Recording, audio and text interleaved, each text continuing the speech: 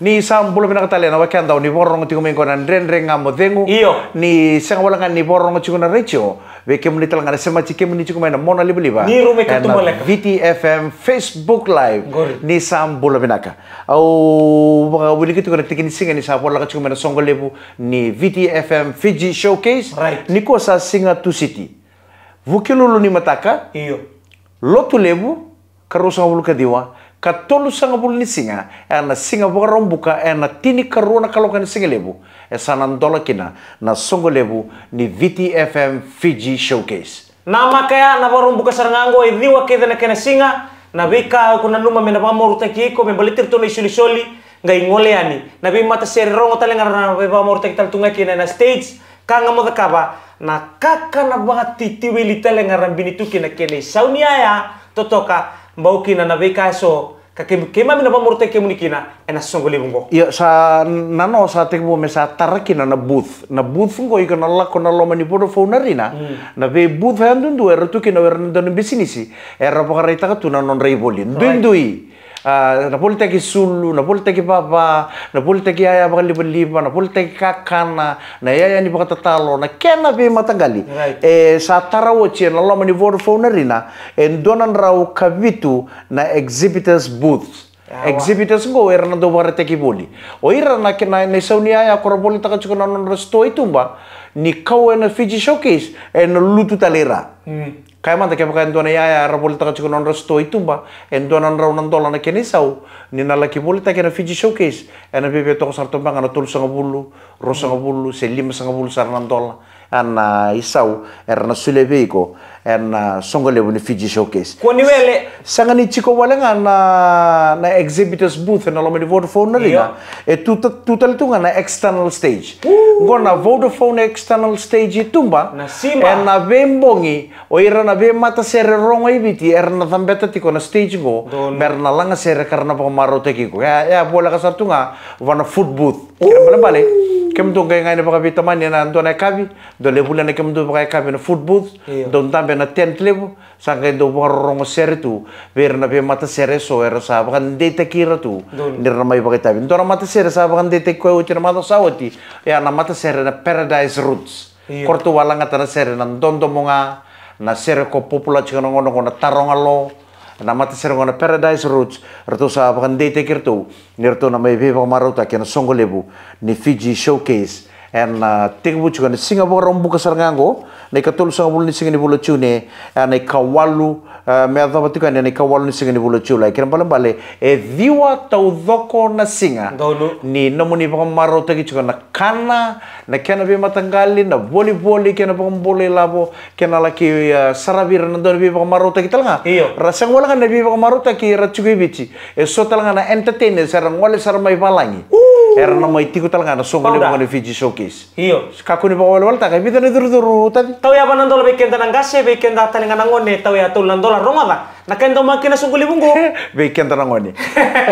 nakenda makina sunguli bungo boleh ta iklai nabi tauni nabi nabuno ndole nikina randui tutu nabi tambana ni bisinisi kanda ndau bina kata mendole buli-buli ndo talinga kanto wa musingango bekenda ni ndale buli-buli matikir na watinda balto irani anamara main duit di bekenda turanga kenda turanga nangone ndau buli-buli kina enda direct ngana kanga bina kata lisumai o irasenga erangai muri bakam bala buran dari tal tunggo sana kau kena na tumbi ni muri pamba dan tau boraki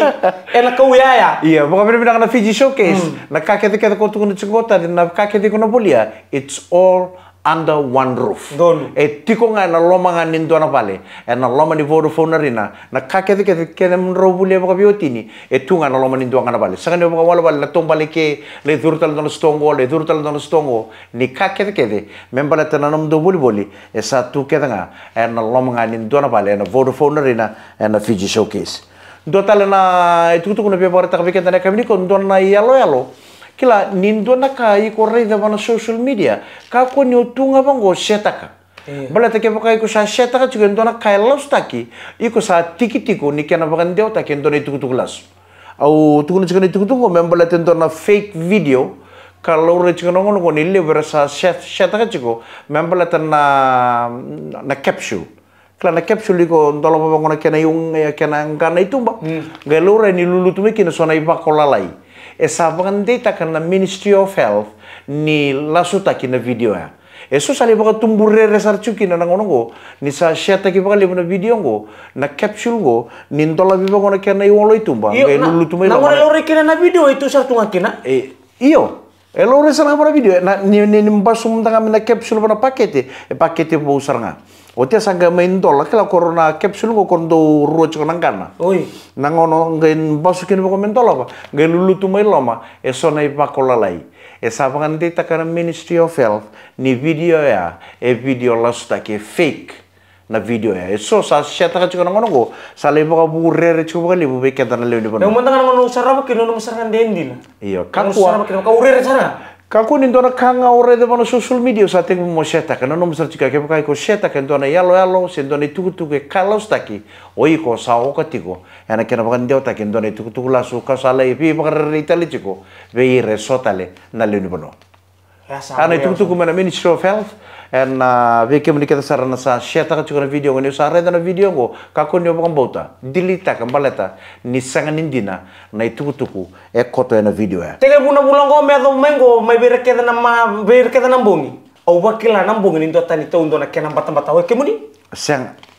au mbadi muni ngon nambung oh usa obang lai gutunga ndora ituku medo boteno grog degu ngarauna iyo ndora si osana lusi bendo na ngande anibal sang ambal tendora visure tinda de saranto nungu brada au sa senro saran ge bakam besikina okay au sa mani visure chinga moka be usa baka yo au sa tu be una nungu ore to mata au sa mani baka yo ngai ne balate ni sa visure chi be ni tadingo ko o sing ni o baka na mata na mbong sang au sang saran baka na mata be kata be nambong ui bale balate mbak ni nangaw nangaw sale modekina au bebe do to na rua tul kalau na mata kalena pana kalau go bebe bakila bakala gori sarang ono ko na ka tar ko tening go bakila na mata siya sa bakila na mata rua se tolu se ba o sa mata